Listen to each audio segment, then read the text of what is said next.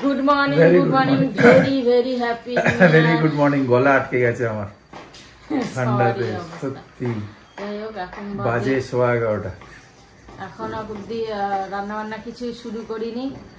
সকালবেলা আরতি 7টার সময় না 7টার সময় এসে কাজ করে চলে গেছে, ও কোথাও যাবে, তো আমরা লেট খেয়ে গেছি আজকে। কালকে পার্টির জন্য আমি কিন্তু বেশি ভিউতে আসিনি, তা তোমরা ভাববে কোথায়, আমার পার্টিতে আলাদা পার্টি চলছিল, হ্যাঁ না, তাই জন্যে। ঠিক আছে।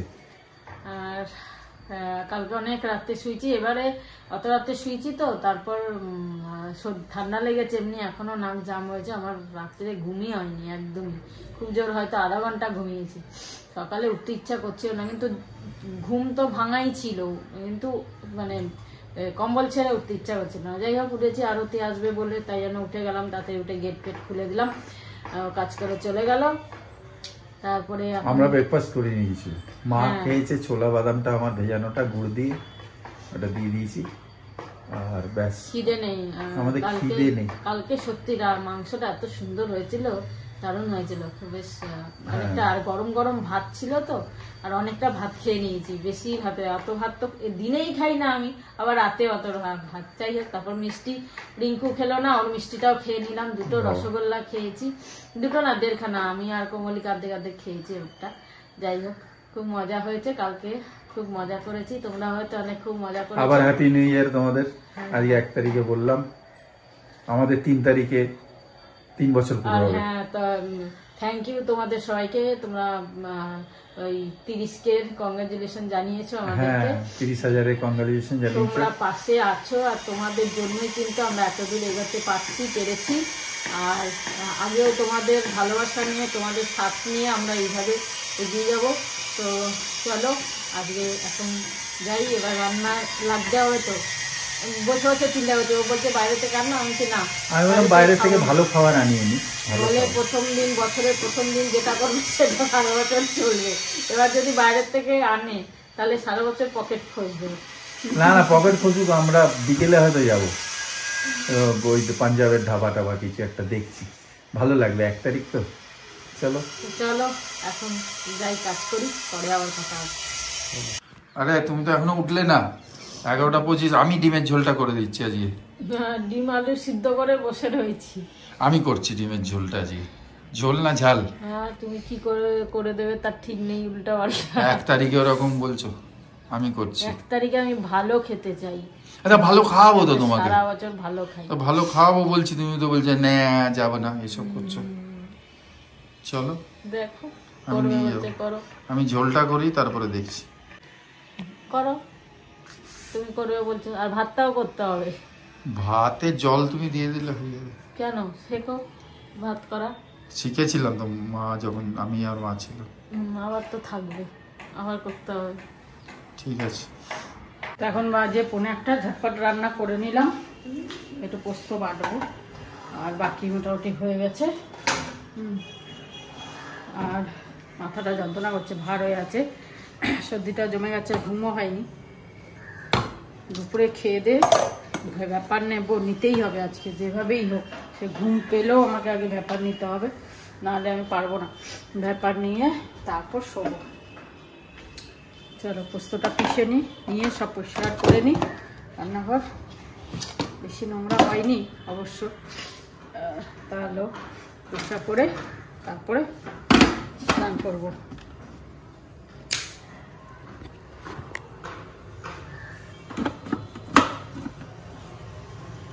চলো, তো হয়ে গেল দুপুর 2:15।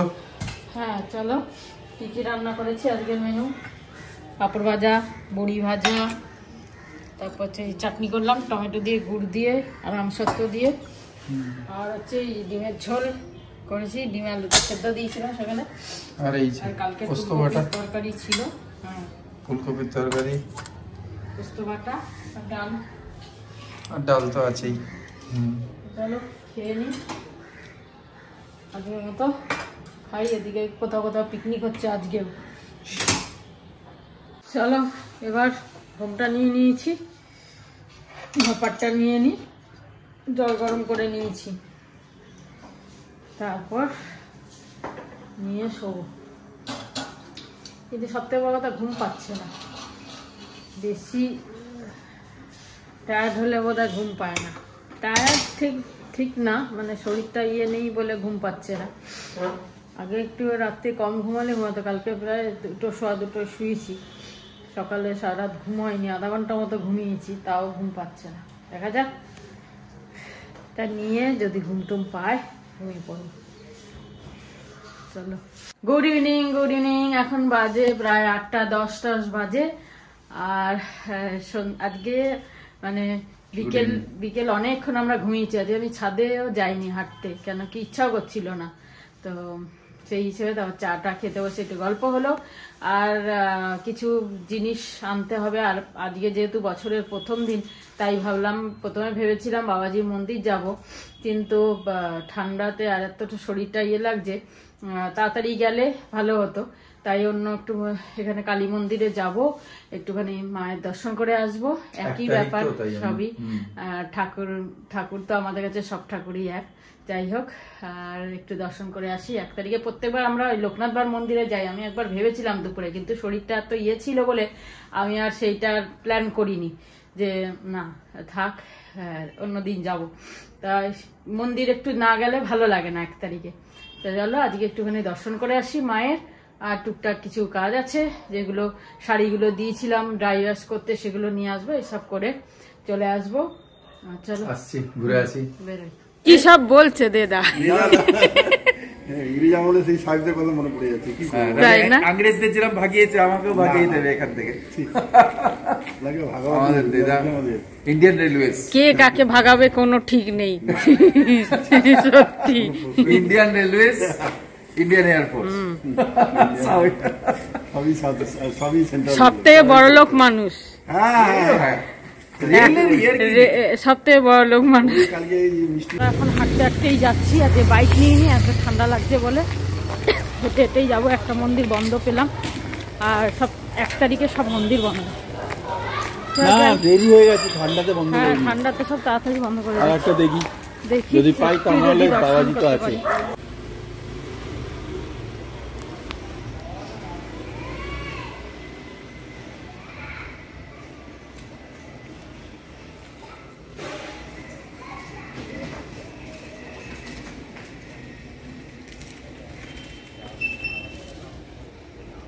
তো মন্দির তো সব বন্ধ। তা বাইরে থেকে মায়ের ছবি তো মনে আছে, কেন প্রায় তো দর্শন করি, সেই কারণে সেই ভেবেই আজকে আমরা দর্শন করে নিলাম। যাক, মন্দিরের কাছে এসেছি, এইটাই আমাদের কাছে অনেক। ব্যাস ভেতরে তো মা আছেই।